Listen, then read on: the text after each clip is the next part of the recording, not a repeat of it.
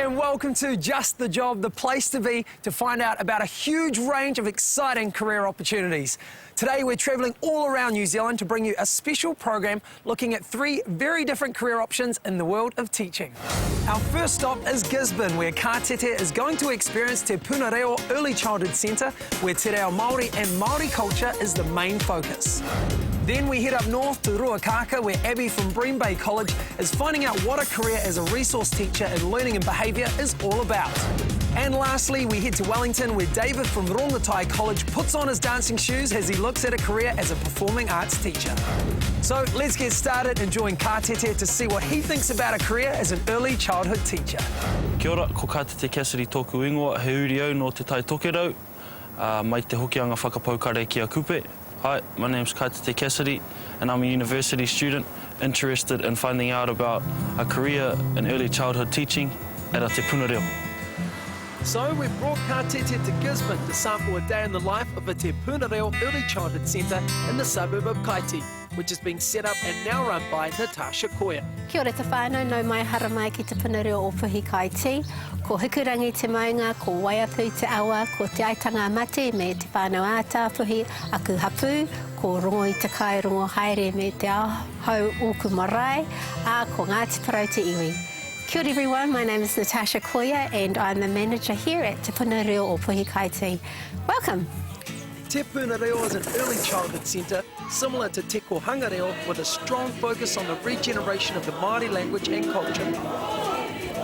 Kia ora Ka Tete. Kia ora. As Tash and Ka Tete enter the world of the Te Puna Reo, English is left at the door and only Te Reo Māori is spoken. And Māori traditions, culture and values are promoted. First up, in true Māori tradition, the children and staff put on a traditional pōwhiri welcome for Ka Tete and his film crew, including a waiata and a haka. And in reply, Ka Tete sang a song. Welcome complete, it's time to get down to work. I tēnā wā tunu kei te haere mata ki waho nei, ki te ātatirohia ngā mea mōrere me kei, kia tino tiaki ngā tamariki, kia tino haumaru te whare o Te Puna Reo nei. Maku e mahi? Ai, maho mahi, nei tunu, amau te mihi.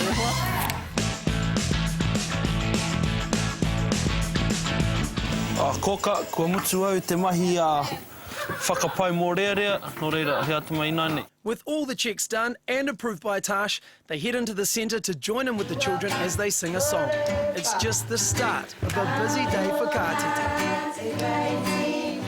Like most early childhood centres, teachers at Te Puna Reo employ a holistic approach to learning, developing their tamariki through child-led activities. And today, Ka Tete helps walk the children to their marae.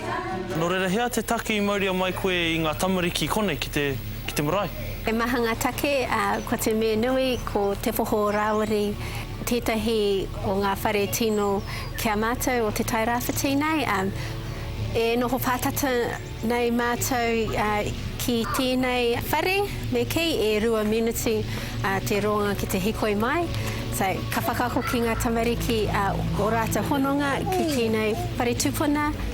Pai koe ki ngā All Blacks? I'm going to the whakataka today. Oh, ei! Excursion to marae completed, it's time for morning tea, or kai o te ata back at the centre. Hea ka kai koe te kai tina. Ki konei? I nāne? Kei hea tō kai? Me haere koe te tiki, ne? Haere koe te tiki.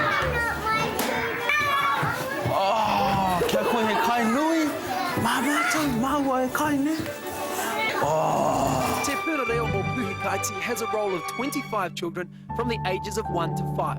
Now as the younger ones have a nap or moi, the others in Ka Tete head for the sandpit as Tash explains what she thinks the attributes are for an early childhood teacher. I think the first and foremost, the main thing you need to have is a passion and a desire to, well, just a love tamariki.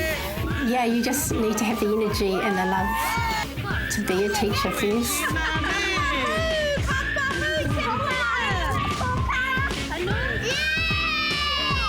Ora, Ka Tete ko te mea nui, hei tā te mahi o te kaiako ki ro Puna Reo. ko te whakawhānui ake ngā mātou ranga I te wā kei te tākoronga tamariki. After a busy time volcano building, it's story time. He mea reka kei taku pūkoro. He rare. Ooh. Another part of Tasha's role as administrator as well as kaiako is to keep up to date with the national curriculum, running the business side of the centre and making sure her staff are happy. It may look like if you come out with me now and outside or inside with the tamariki, it may seem like they're just playing, but as a teacher, it's our job to extend their knowledge and their thinking skills, their problem-solving skills through exploration and experimentation. Keeping the children active is one of the many requirements kaiako need to address as part of the national curriculum, giving them the opportunity to organise activities in the community. Today is no exception as the tamariki explore the local beach. Ko te tino kaupapa o te Punareo ka te whakapapa. Whakapapa ngā tamariki, ngā kōka ki a tātou anō, ka whakapapa hoki ngā tamariki ngā kōka ki ngā atua Māori, kia rangi me papa. Sa ka hara mai mātou konei, kia hono tahi ngā moko konei ki te tahatanga rō, ka mōhio Māori ka rātou, te whakapapa, wā rātou honotanga kia ia hoki, mā tēnā hoki ka tupu, ka ako ngā tamariki ki te tiaki a tangaro me wana tamariki. Koina te honotanga, koina te kaupapa me ki te curriculum, ka hāngai mātou ki tēnei moana o Puhikaiti, tata tino pātata nei tēnei moana ki te Punareo, so me tuatiti. Anei, haere tata ki te waka ne, tiki nā he taora mō. After a busy day, it's time for the teachers to settle the children. Mat time is one of the few teacher-led activities allowed at this Te Punareo, and for Kātete, it's an opportunity to join in with a song. So with the day nearly over, Kātete finds out from a parent why Te Punareo is so important to him. It's really important to me that my children basically get exposed as much as they can to te reo.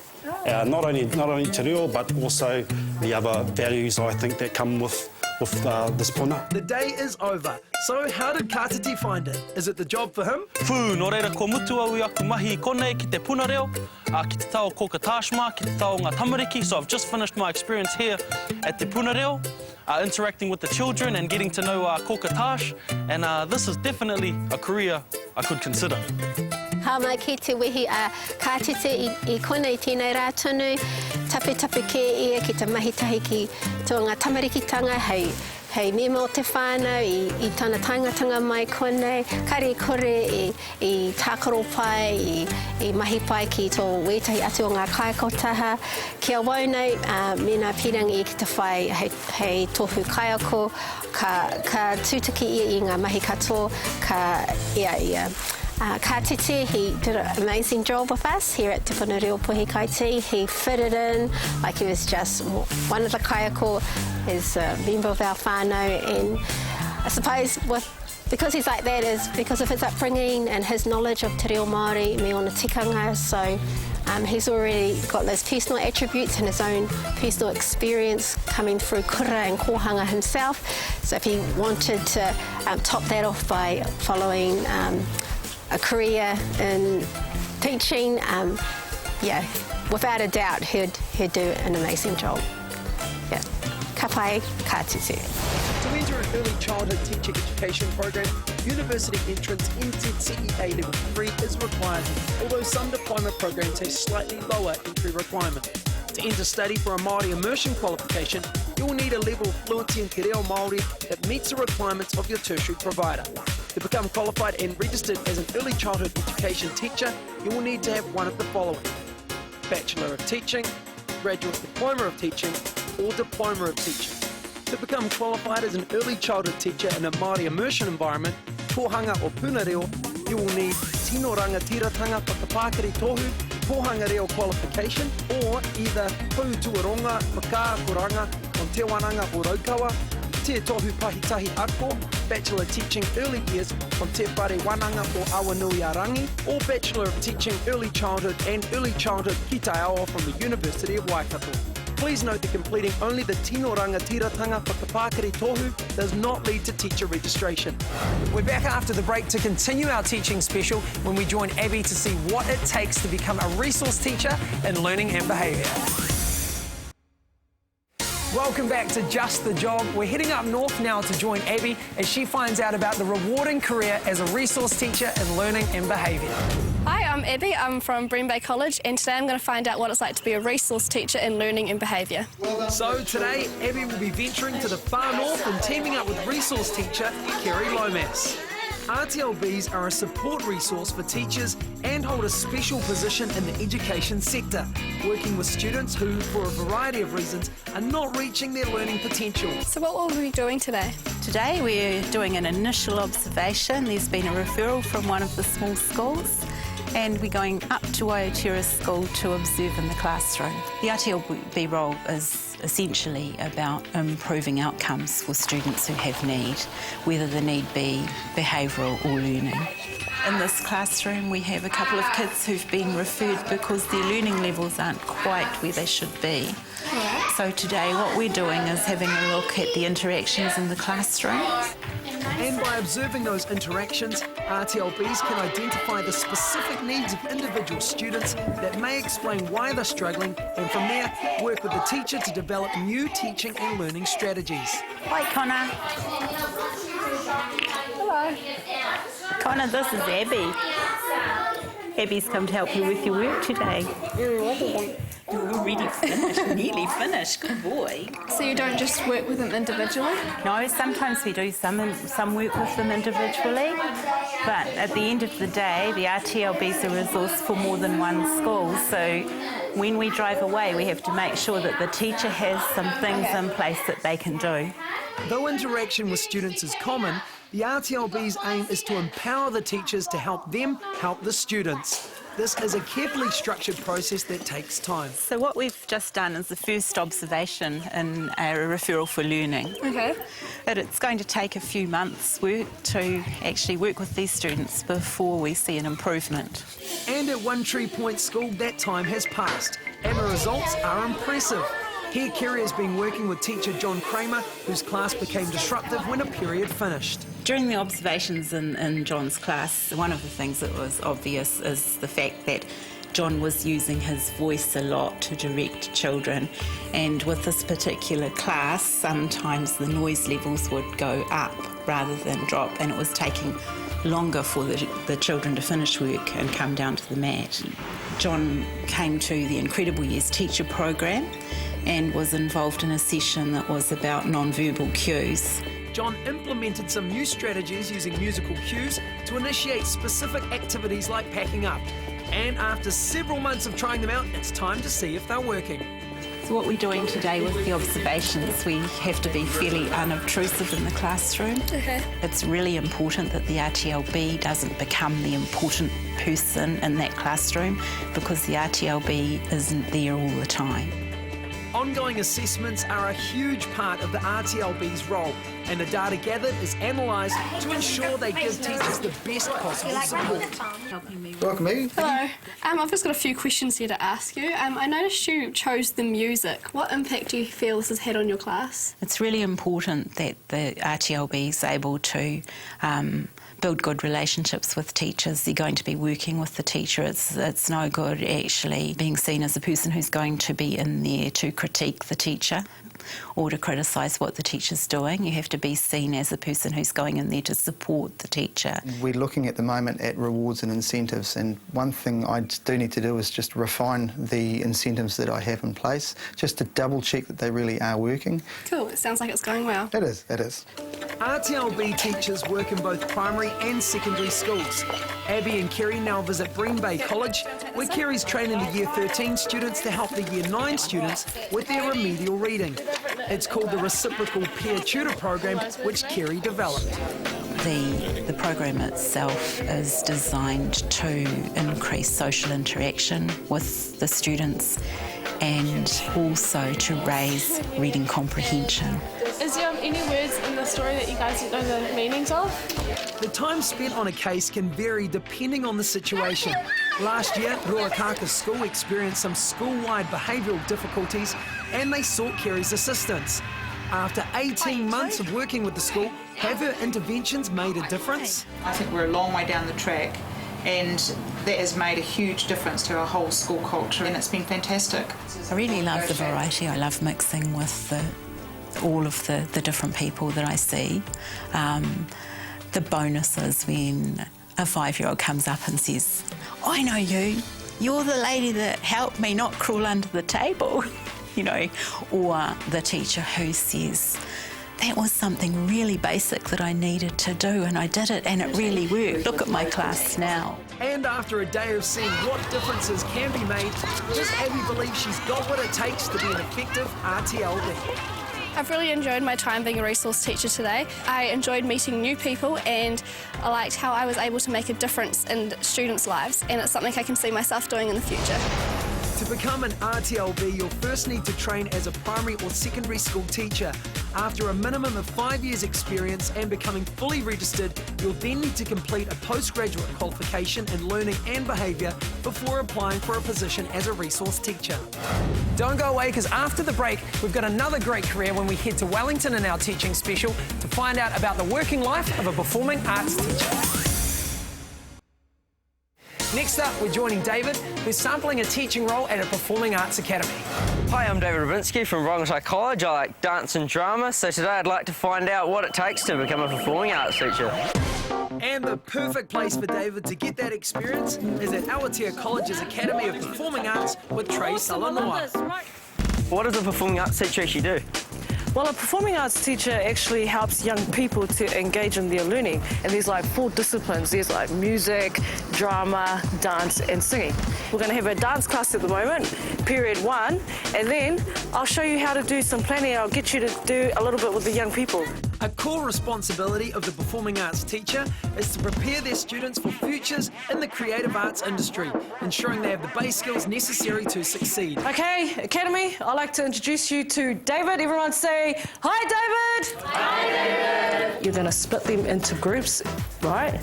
And then they're going to get to choreograph their own routines. You guys have got to create 8 dance moves to the theme of relationships.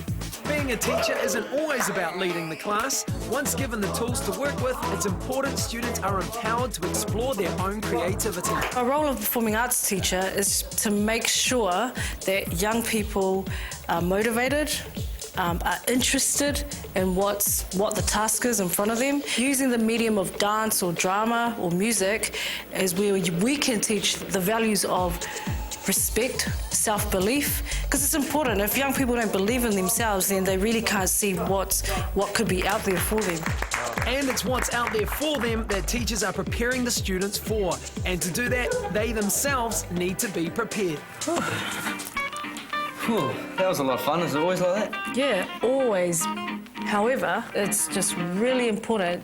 If you're going to be a teacher, you have to make sure, 1, you're organised, and 2, you do a lot of planning.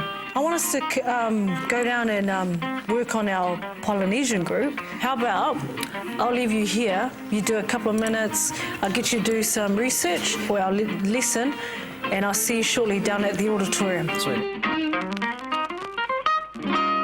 Hey, David! Hey. How's the research going? Good, good. I got heaps. Do you have any more tips for me? Yeah, I do actually. All you got to do is make sure that you're going to be yourself, lead well. Just look for those opportunities in this lesson, especially to make sure that the students feel empowered through their learning. We're going to focus on the sa-sa. What's sa-sa in English? Awesome. Okay, so I want to teach you a Rongotai one. First move is a clap. We don't want the students to just be in their comfort zone. We want them to come out of their comfort zone and to engage in other people's culture and to show an appreciation. Good, good. Let's speed it up a little bit. I'll drum. You guys follow. Thank you. Right. Another key thing that I'm really good at, okay, is being able to encourage young people at all times. So you got to encourage them, because if you encourage them, they're going to feel like, oh, I believe in myself. I'm good at this. Okay, that's awesome. Well done today, guys. You guys did real well in the Sasa. You guys had great timing and everything. I look forward to seeing you guys in my next class. With all disciplines of performing arts, a level of vulnerability is required by the students. This is especially true during drama as students open themselves to unfamiliar emotions and behaviours. So teachers need to be particularly sensitive in the manner they coach and critique. You guys need to develop the tension a bit more, something just to show that tension between the two of you. You got to tell it how it is. Sometimes if it's not as good as where you believe that they can go to another level, you got to be able to give that feedback in a way that the young person still respects you. And maintaining that respect makes a big difference in your ability to develop your students.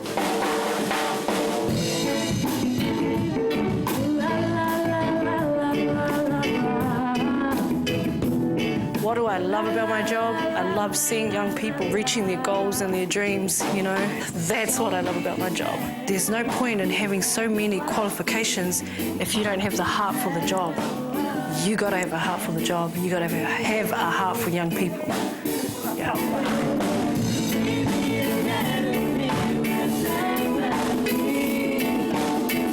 I really enjoyed my time as a performing arts teacher. I loved doing the Sasa, it was really, really cool. I also like the performances as well. I can definitely see myself having a career in performing arts.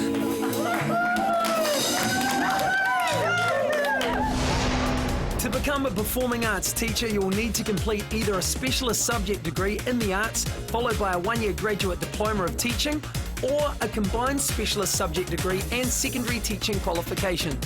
Experience in the creative industry will greatly improve your effectiveness as a performing arts teacher, and the skills and experience you acquire are easily transferable not only to advancing your career in teaching, but also the creative industry itself.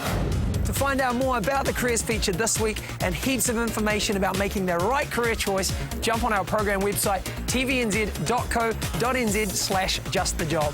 So best of luck, and I'll see you again next week.